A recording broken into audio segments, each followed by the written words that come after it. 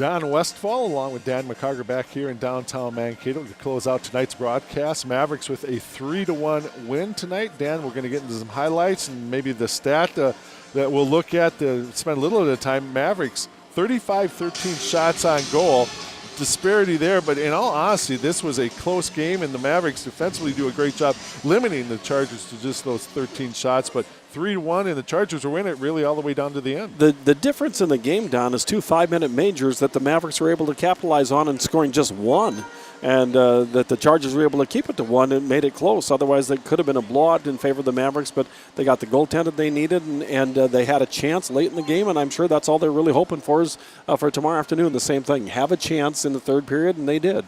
Mark Michaelis with a couple power play goals, but as we get into the highlights, it was actually Walker Dewar who opened up the scoring tonight for the Mavericks. Walker Dewar at 5:09 in the first period from Nick Rivera and Josh French make it 1-0 Mavericks.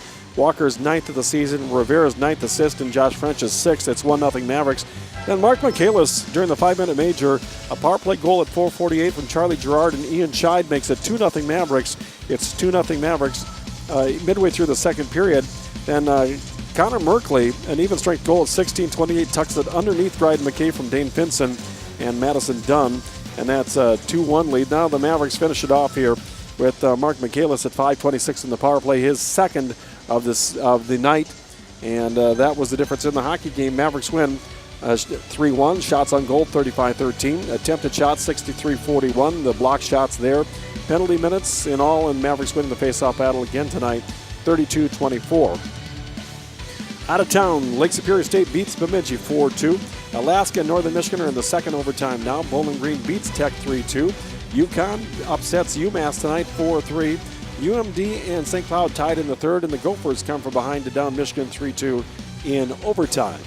So again, that one game going to double overtime, and Dan, as you were mentioning to Coach Hastings, actually tonight, outside of this contest in the other 3 quarterfinal games, all 3 visiting teams had leads in those games. Yeah, that's kind of frightening if you're the home team, and for the Mavericks, makes me think about tomorrow that you're going to have to play a really good game because the Chargers gave you a lot to handle tonight.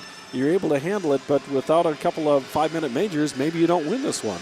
And it's one of those elimination games. You're trying to end the season for the Chargers, and Coach Hastings would always tell you that's one of the tougher things to do. Yeah, the Chargers know that they've got to do everything they can by hook or by crook tomorrow, or they're going home for the year, and they don't want to do that. They want to extend their season any way they can tomorrow, so they'll get their best effort by the Chargers tomorrow, but I think the Mavericks will be good enough. Once again, with the snowstorm impending here in downtown Mankato, we're going to move things up to a 4 o'clock start for us with a pregame show here.